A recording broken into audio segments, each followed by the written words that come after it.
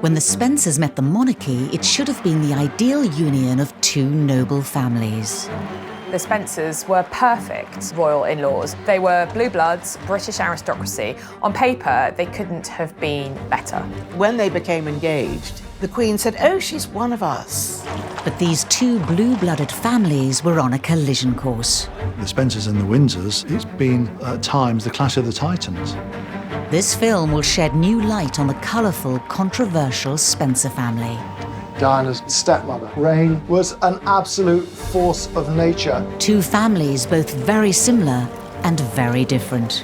The Windsors wouldn't express their emotions, whereas the Spencers expressed it in volumes, catastrophically sometimes. Featuring insider accounts and recently unearthed footage. I've never seen her show her dissatisfaction on camera before. It's a most remarkable piece of footage. We go behind the scenes of the ultimate family fallout. Emotions were running very high. It was unconventional, it was rebellious, it was all the words that you come to associate with the Spencers. The rift between the Spencers and the Windsors had become a gulf. And reveal how the Spencer family changed the House of Windsor forever. Without the Spencers, the Windsors wouldn't be the family they are today.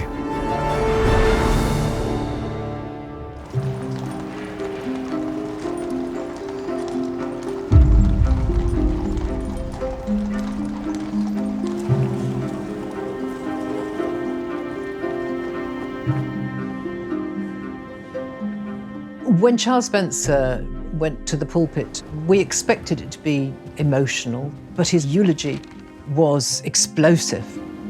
I stand before you today, the representative of a family in grief, in a country in mourning, before a world in shock. In front of the royal family and a global television audience of billions, Diana's younger brother launched into a devastating attack on the House of Windsor. I thought, oh my goodness, he's actually damning the royal family. I pledge that we, your blood family, will do all we can to continue the imaginative and loving way in which you are steering these two exceptional young men. It was critical of the monarch to her face, critical of the royal family to their faces. So that their souls are not simply immersed by duty and tradition, but can sing openly as you planned. Earl Spencer's eulogy was an extraordinary act of rebellion. For centuries, there had been a strong alliance between the Spencers and the Windsors. Charles Spencer, making this eulogy, was looking across the coffin of his sister towards the Queen. And the Queen is his godmother. That's how closely bound the Windsors and the Spencers are. Earl Spencer's emotional eulogy laid bare the differences between the Spencers and the royals. Differences that had existed from the moment the families first met.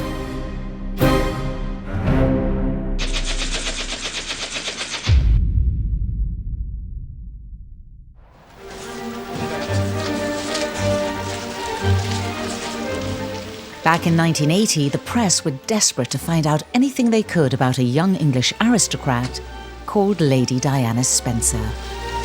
From the moment she was pegged as a girlfriend of Prince Charles, Diana's life had been turned completely upside down. She'd gone from being just a regular girl about town, albeit a very upper-class one, to suddenly the centre of media attention. It was absolutely overwhelming. While the world might have only just learned her name, the royal family knew the Spencers well, very well. And as a Spencer, Diana would make more than a suitable spouse for the heir to the throne. Diana came from a truly aristocratic family. The Spencers go back centuries, and had been part of the nobility of this country for a very long time. The Spencers of Althorp came to prominence in the 15th century, when their enormous fortune brought them an earldom from Charles I. For the next 300 years, the Spencers were regulars at the royal palaces. You can look to almost every generation and you'll see that there's a connection between the Spencers and the Windsors. Both of Diana's grandmothers served the Queen Mother in one way or another. In many ways, Diana was more royal than the royals. She could trace her ancestry back to the first Tudor king, Henry VII, She could trace her ancestry back to James I. Her blue blood was absolutely impeccable. Diana was proud of her heritage. She always used to refer to the House of Windsor as the Germans because her family, the Spencers, had been in Britain for many, many years before the Windsors moved from Germany. So there was that kind of generational snobbishness that her family was, if not as grander than the royal family. Centuries later, the Spencers and the royal family remained close. So close, in fact, that Diana wasn't even the first of her sisters to date the prince. In 1977, the prince was dating her elder sister, Lady Sarah, and had been invited by Sarah and her father to join a shoot on the Althorpe estate. Sarah had the Spencer red hair. She had the most fiery temperament. She knew exactly what she wanted. She certainly gave Prince Charles a bit of a runaround. But Sarah had soon blown her chances when she gave a candid interview to the press. What goes on within palace walls stays within palace walls. And to break that rule so openly was a fatal mistake by Sarah. While Sarah and Charles's budding romance was over, the relationship between the Windsors and the Spencers ran much deeper. Diana's father, Johnny Spencer, had been an equerry in Australia when the Queen made a very long tour early in her reign. Johnny Spencer was about as dim as an aristocrat can possibly be. His commanding officer in the army had said that if you set his trousers on fire, it would take him 10 minutes to realize that his bottom was burning. But that was not a big disadvantage because he knew how to behave, he was extremely polite, his manners were impeccable, and he revered the royal family. For the majority of Diana's childhood, the Spencers were the Queen's nearest neighbours. Diana had lived at Park House, which is next door to Sandringham, so she was part of that world. Diana used to go and play at what they called the big house with Prince Andrew, who was almost the same age as her. And one of the nannies actually remembers seeing the Queen on her hands and knees playing hide and seek with Diana and Prince Andrew. The Queen Mother and Lady Fermoy, Diana's maternal grandmother, plotted to see if they could get Charles to marry Diana. The Spencers were perfect to become royal in-laws. They knew royal protocol, they were friends of the royal family, they were British aristocracy. On paper, they couldn't have been better. But while the Spencers had all the right credentials to make this the perfect match, their characters were the polar opposite of the Windsors. The Windsors kept everything to themselves. They wouldn't express their emotions, whereas the Spencers expressed it in volumes, catastrophically sometimes. They argued and fought and were quite dysfunctional. Diana's parents, Johnny and Frances's marriage, was particularly volatile. Johnny Spencer was always seen as a gentle sort of figure. That was his public image. But behind closed doors, he did have a temper on him, and Frances too was very forthright, and the two clashed. This very early on damaged Diana as it would any child. No child wants to see their parents screaming at each other. By the time Diana was 6 years old, her parents' marriage was over. The divorce was one of bitterness and acrimony. The family was split. Diana's grandmother testified against her own daughter in favour of Earl Spencer. He won custody of the children, which was very unusual in those days. And Diana was deeply affected by it, to the point where she almost stopped speaking. And it's something which stayed with her all her life. Then in 1976, Althorpe House gained a new, suitably extrovert resident, Diana's stepmother, Rain. Rain was an absolute force of nature. She was a remarkable creature in many ways, famous for this sort of coiffed helmet of hair. She was a massive social climber. Her mother was a very colourful character. She was the Mills and Boon writer, Barbara Cartland, who really turned Rain into a sort of a project, really. Rain, she was determined, was to marry well. She set out not just to marry Johnny Spencer, but to marry a house. She really wanted to be chatelaine of Althorp. The latest member of the Spencer family did not receive a warm welcome from Diana and her siblings. They used to hum the old nursery rhyme, "Rain, rain, go away, come back another day," very much in her hearing. Acid rain was a later variant of "Rain, rain, go away." Acid rain was very apt for Rain in many ways because she had a very sharp tongue on her. There were a lot of clashes between Rain and Johnny's children. Diana had a fantasy of how she would escape the unhappiness of Spencer family life, inspired by her new step-grandmother, Barbara Cartland. Diana, as a child, often had her head buried in these very romantic stories of the girl who's whisked off her feet by the handsome prince.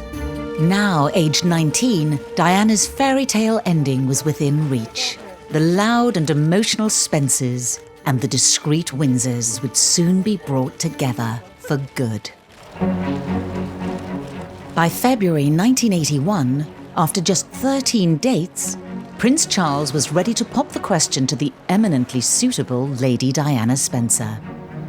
Charles invited her down to Windsor Castle, and they were in the nursery. And he just asked her, would you like to marry me? And she said, "Oh, yes, please." It was just the ultimate dream for her.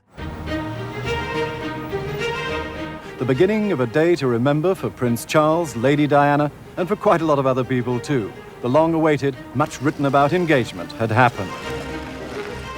Diana had aristocratic blood, so when they became engaged, the Queen said, "Oh, she's one of us." The Spencers were respected aristocrats, but this royal union would propel the family to global fame. Johnny was taking one picture after another. It was very sweet. Very happy for Diana, very happy. Diana looks lovely. beautiful. She looks beautiful. Diana looks lovely, very, very happy. Never seen her look better. I think that a lot of people were suggesting that he'd enjoyed a drink or two, but of course he'd had a stroke in 1978, which had impacted upon the way he spoke. It was the ultimate recognition of the aristocracy and the amazing family the Spencers were, that the heir to the throne would want to marry his daughter. For Diana's stepmother, Rain, this was the moment in the spotlight that she had been waiting for. Rain wanted to make herself known and so wore a white mink coat so the cameras could focus on her straight away. She was now irretrievably linked to the royal family. She certainly had arrived. People wanted to hear not just from the Queen and the royal family, but from the Spencers. Lady Spencer, what are they going to do now? What are their plans now? When are they going to get married, and where will they go and have their honeymoon, and where will they live? Well, I think so much has got to be decided. There's so many imponderables. The weddings, I think, has been announced will be in July, but no date has yet been fixed. For the obvious reasons, there's so many people's engagement books to rearrange. While Diana's father was over the moon his daughter would be a royal bride, her mother Frances was wary.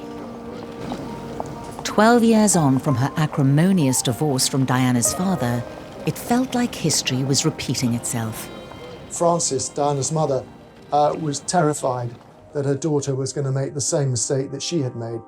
She, Frances, had married very young. She was only 18 when she married Johnny Spencer. There was a big age gap, about 12 years.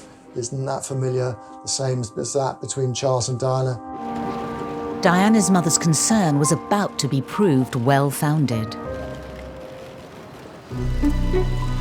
Following the official announcement of their engagement, Charles and Diana spoke to the press together for the first time.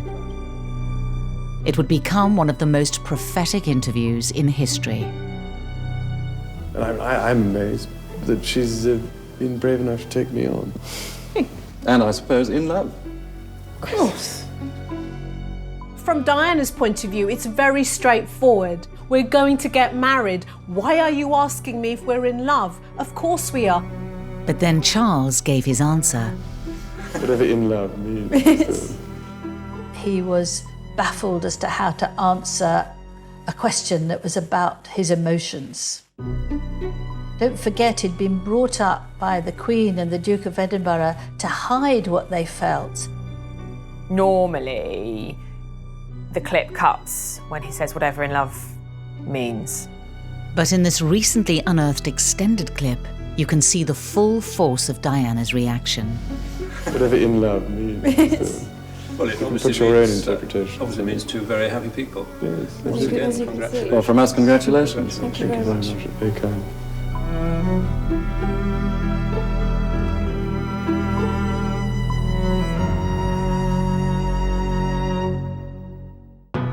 God, it's incredible looking at that now. I haven't seen that before. The expression on her face is so eloquent. I've never seen her show so clearly her dissatisfaction with him on camera before. It's a most remarkable piece of footage. The silence between the two of them hangs terribly heavily. Diana realised she couldn't be a Spencer and show what she felt. She had to be a Windsor and keep it all under wraps. You can actually see the light go out behind her eyes. She felt almost her world collapse.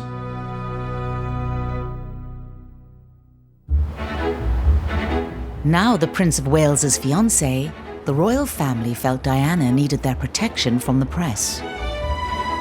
And so for her last few months as Lady Spencer, Diana stayed at Buckingham Palace.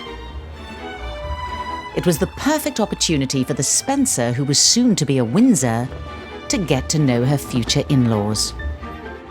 Diana has talked about being traumatised by her own parents' divorce.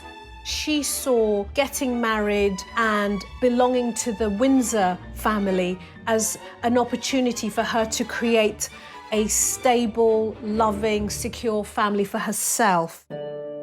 Moving into Buckingham Palace would have been quite a shock to the system. Prince Andrew was away in the Navy, Prince Edward was away at school, the Queen and Prince Philip, of course, were in residence, but royals don't just drop in on each other. Diana complained about her life at Buckingham Palace as being very lonely. She felt isolated. Diana had serious cold feet. She said to her sisters that she was going to call the wedding off. And the sisters said, "Too late, Dutch," which is their nickname for Diana. "Your face is on the tea towels now, so you can't chicken out."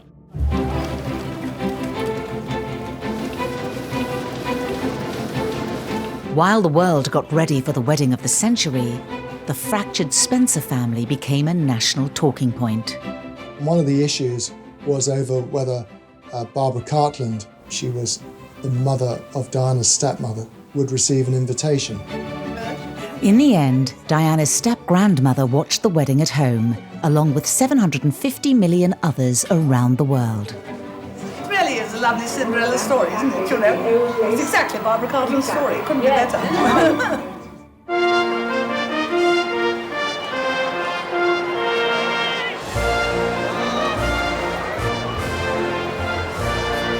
Just I can say a word. May I say a word? Please do. Yes.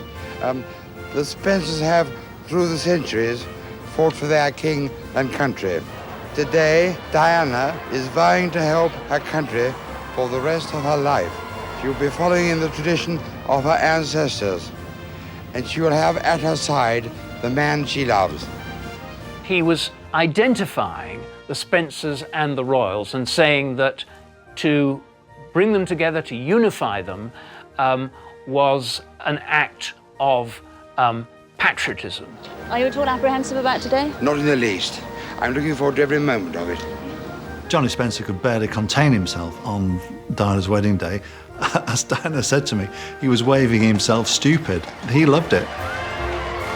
There were two reasons why everyone was looking forward to the moment Diana emerged from that carriage.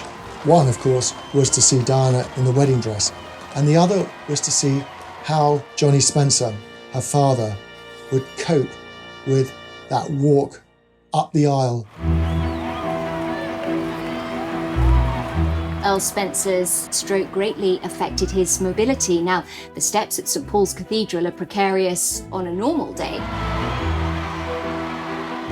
Once they'd navigated the stairs, Then it was about a 3.5-minute walk down the aisle.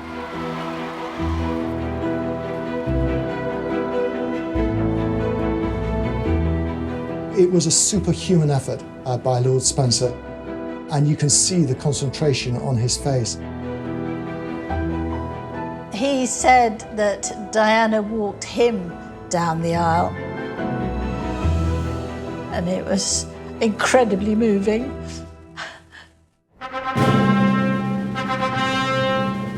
They get to the altar where Prince Charles is, and Johnny Spencer kind of sort of stays there. I imagine for the poor television cameras, it must have been a nightmare. Here was one of the prime shots, and Lord Spencer was sort of blocking it. Just over an hour later, Diana Spencer became a member of the royal family. Prince and Princess of Wales. The Spencers and the Windsors, two families so close throughout British history, were at last officially tied. What a moment for any parents.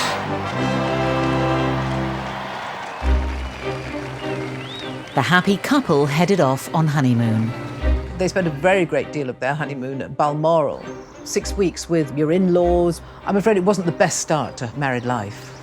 It wasn't long before the differences between the Spencers and Windsors began to reveal themselves. Diana showed how unhappy she was. The Queen really had no time for what she regarded as a sort of self-indulgent, emotional stuff that Diana was pulling on the royals, and she said that Diana would have to buck up. Then on the 21st of June 1982, the Spencer and Windsor families were irreversibly joined together forever. By royal proclamation, the birth of Prince William was announced. For the Spencers, their blood is in the future King of England, so their place in history is assured. Diana's mother Frances and her sister Jane rushed to the hospital, where they were the first of the extended family to see the new royal baby. Minutes later, the other happy grandmother arrived, the Queen. The Queen was delighted, as the whole family were. Allegedly, she said, well, at least he hasn't got ears like his father. And then the final verdict from the Earl Spencer. Good morning, sir. Can you tell us how you're... Good morning. How is she? Very well indeed, thank you. Johnny Spencer was absolutely exuberant. Lovely baby, really super baby, you know. Not a little pack it up face at all, really good one. Hello, how are you? He was, of course, now grandfather to a future king, and an aristocrat would understand exactly what that meant. It's good news.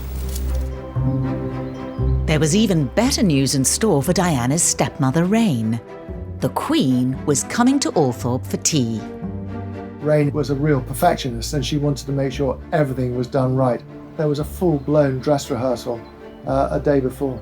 She had the whole outside of the house repainted. The visit was in November, and not best for painting and decorating, and the poor old painters, they had to use a sponge to sort of dry all the stonework before they could slop the paint on. It all turned out to be a complete waste of time because the Queen arrived after dark. To Rain's relief, the meeting between the monarch and the Spencers at Althorpe ran smoothly. It was a triumph for Rain because here she was, hosting the Queen, pouring the tea. The Spencers and the Windsors' relationship seemed to be going from strength to strength. The House of Windsor and House of Spencer were forever linked with the birth of Prince William. When Prince Harry came along on the 15th of September 1984, the Spencer family blood was suddenly coursing through the veins of the second and third in line to the British throne. Like any father, Prince Charles was keen to introduce his two sons to each other at the first opportunity. And so it was that Prince William was led by the hand back to the room where he was born 2 years ago. Unlike his brother, Harry seemed to have inherited those striking Spencer looks, something Prince Charles clocked straight away. He's alleged to have said, my goodness, he's got red hair. And that was clearly a remark aimed at the Spencer family. Their distinctive hair was already visible. At the entrance to Kensington Palace, the Prince and Princess and their baby arrived from the hospital at speed and swept in without stopping. Then, less than an hour later, Prince Charles left to play polo, something most new fathers would hardly dare to suggest. The news that he had more or less dumped Diana and Harry at Kensington Palace and hurried out to play polo seemed astonishing, but that was often the royal way. This couldn't be further from the family life young Diana Spencer dreamed of when marrying her prince and joining the House of Windsor. I think that Diana had completely different views of what being a Windsor wife was to her husband. To Charles, it was all about duty. It was about producing the heir and the spare, which she had done. I think she felt that perhaps her life was very much of secondary importance at this stage.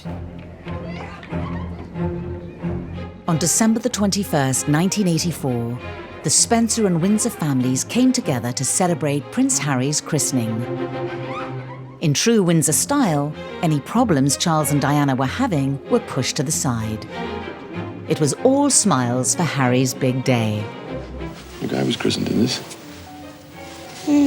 Looks remarkably well despite it. But away from the cameras, there was a clash between the two sides of the family.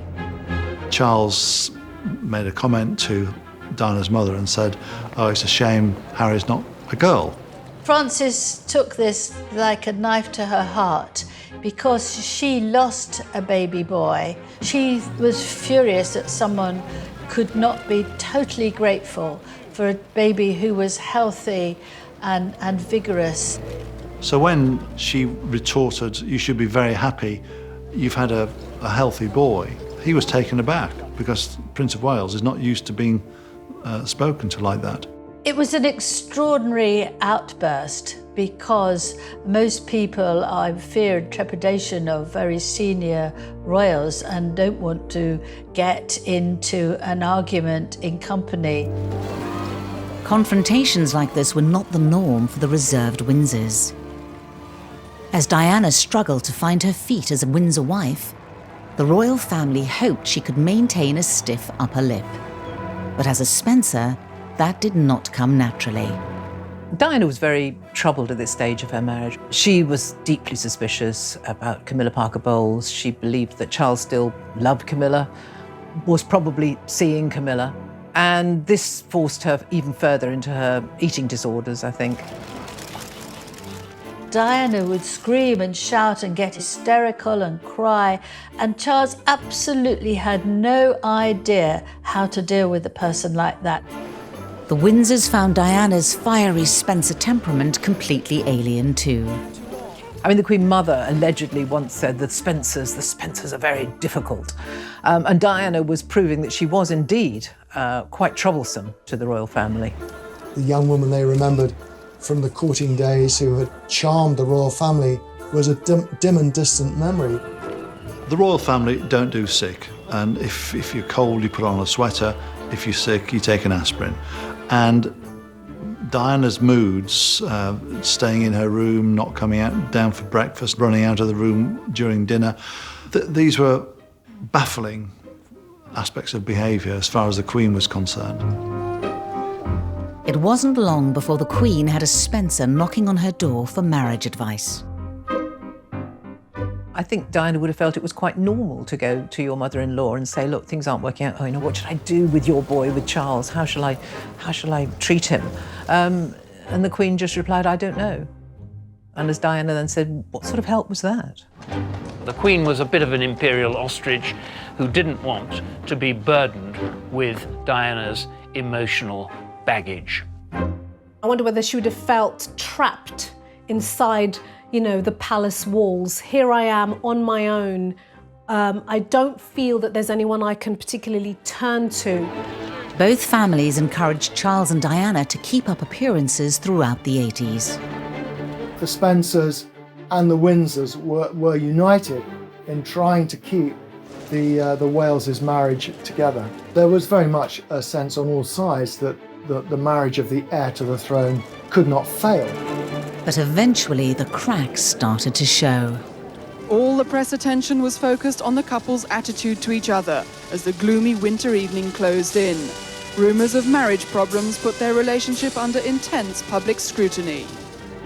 I think it must have been horrific for Diana, actually, to continue this public persona when inside she was falling apart and her marriage was crumbling. By the early 90s, the union that joined the two families was publicly falling apart. It was a difficult period for the Windsors, with two other royal marriages in trouble.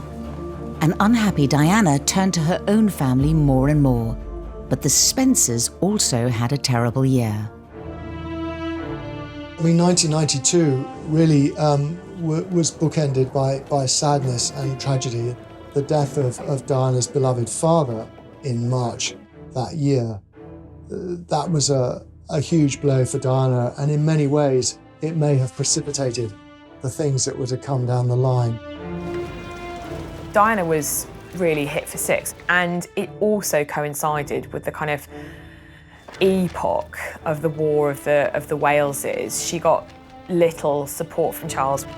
Her wreath said, "I miss you dreadfully, darling Daddy, but will love you forever, Diana." I think she relies on Sarah, Jane and Charles, her three siblings, as you would at a parent's funeral.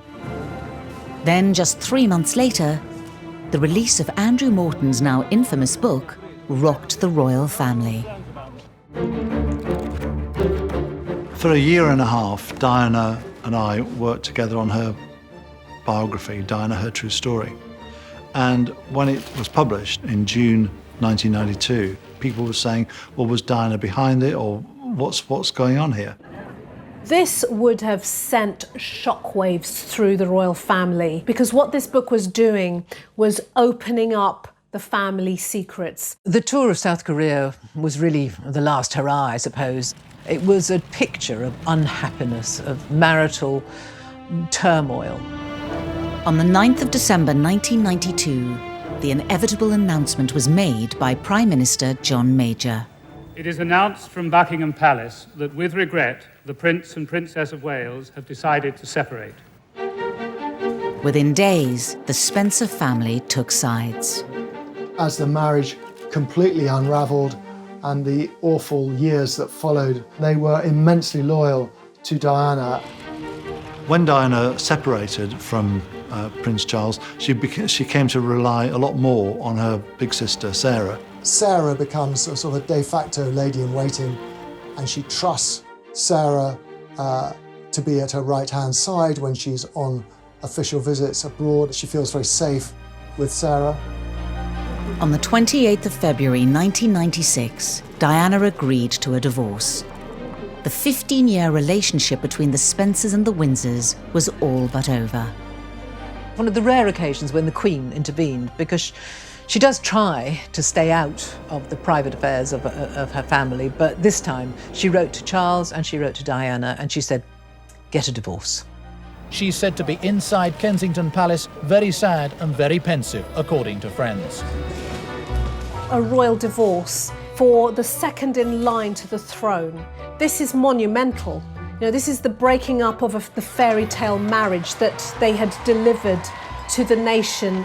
In many ways, there was a sense of relief from the Windsors that the divorce had come about. For Diana's siblings, there was a relief too, because they had sort of been drawn into the vortex of the Diana-Charles saga for so many years. I think everyone was worried about her, how she was going to cope in this sort of post-divorce world. You know, she'd been stripped of her royal title. What was she going to do? She had to find a new role for herself. And as the families began to slip apart, Diana embraced her freedom from the Windsors. No one could have predicted the tragedy that would force them back together.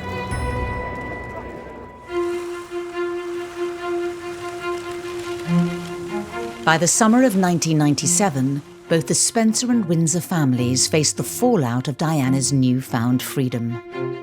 The Spencers and the Windsors were horrified. There was Diana going out with an Egyptian playboy.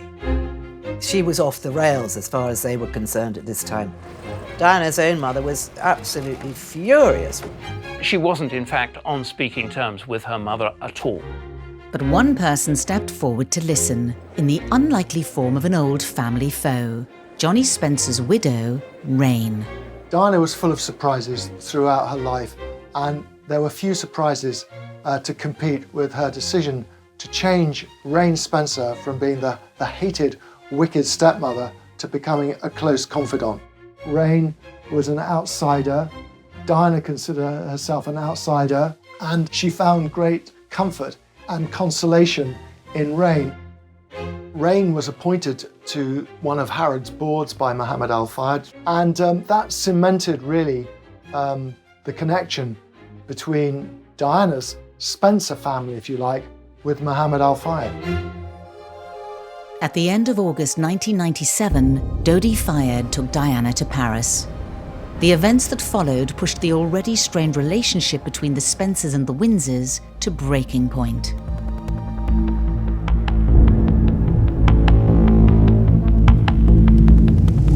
The Mercedes in which the princess had been travelling with Dodi Fayed. The driver lost control. The car span overturned and hit a pillar. News leaked out slowly to the Spencer family, and it wasn't clear whether Diana was alive or dead.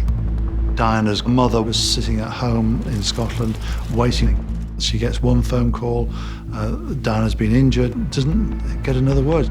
It was a terrible ordeal for the whole family to go through. Just this gradual seeping under the door of information.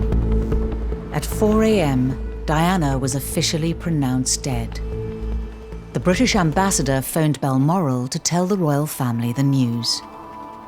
As far as Prince Charles was concerned, when he heard the news at first, he was absolutely horrified, and he said everybody was going to blame him. But more than that, feeling this was going to have a disastrous effect on the monarchy itself. Prince Charles had made a decision, against the Queen's wishes, to go to Paris with Diana's sisters, Sarah and Jane, to bring Diana home. Charles fought for Diana more strongly after her death than he had done in her life. It was a strange irony. Thrown together in grief, the Spencers and the Windsors had less than a week to make arrangements. There was quite a tussle between the Spencers and the Windsors as to what kind of funeral they wanted. Is she a member of the royal family? Is she a member of the Spencer clan? Is she royal? She's no longer HRH. She's divorced. I mean, who is she? There was a huge falling out, certainly between Charles Spencer and the Prince of Wales, and they had a big verbal altercation on the telephone. So much so, the Prince of Wales ended up hanging the phone up on Charles Spencer. Charles Spencer was too Spencer-like and Prince Charles was too Windsor-like, so they never connected. The planning for the funeral was extremely fraught, but it was largely kept in the hands of the palace. After one of the most astonishing weeks in British history, the funeral was a chance for both families to put their differences aside and grieve together. It was attended by 1 million mourners in London and billions more around the world. There was a sharp intake of breath at seeing these terribly young boys looking up at the carriage that carried their mother's coffin. Royal tradition is that the male members of the family do accompany the funeral cortege. Prince Harry told me, looking back, it was absolutely terrible that they would do this for a 12-year-old boy. This is, of course, a Windsor decision, not a Spencer one, to make him walk behind his mother's coffin. The division between the Spencer and Windsor families was there for all to see. It fell to Charles Spencer to deliver the funeral address. I stand before you today, the representative of a family in grief, in a country in mourning, before a world in shock. Earl Spencer's eulogy was one of the most astonishing speeches of the 20th century. On behalf of your mother and sisters, I pledge that we, your blood family, will do all we can to continue the imaginative and loving way in which you are steering these two exceptional young men, so that their souls are not simply immersed by duty and tradition, but can sing openly as you planned. It was devastating in its assault on the royal family, in the sense that it was suggested that the boys had been constricted by these old-fashioned fuddy-duddy traditions. I was reporting it sort of opposite the Abbey, and when we heard that eulogy, I thought, oh my goodness, he's actually damning the royal family. And the Queen is his godmother. That's how closely bound the Windsors and the Spencers are. And I think it was extremely courageous of the Earl to make his feelings so pointedly known. This was a rapier thrust from her own godson, and I think the Queen was quite shaken by it, actually. It was possibly the most audacious eulogy in front of the Queen for hundreds of years by a member of the aristocracy. Critical of the monarch to her face, critical of the royal family to their faces. It was an extraordinary kind of act of rebellion. After this scathing attack, could the Spencers' relationship with the Windsors ever recover? The death of Diana was the death of the very long-term relationship between the Windsors and the Spencers. There was such bad feeling. The relationship between the two families was very much broken for a long time. After the funeral, Diana was taken back to the Spencer family estate at Althorpe to be buried. Charles Spencer, said, she's a Spencer, she's come back home. On the way to Althorpe, the Queen's private secretary offered to reinstate Diana's HRH title in an attempt to reconcile their differences. Sir Robert Fellows did offer to reinstate that title, Her Royal Highness, for Diana, but Charles Spencer refused that offer. The Spencer and the Windsor families will always be linked by William and Harry. The Spencers have been more closely involved with Harry and William than we know about. They do it quietly behind the scenes. There is a very close relationship between the boys and their aunts and uncle.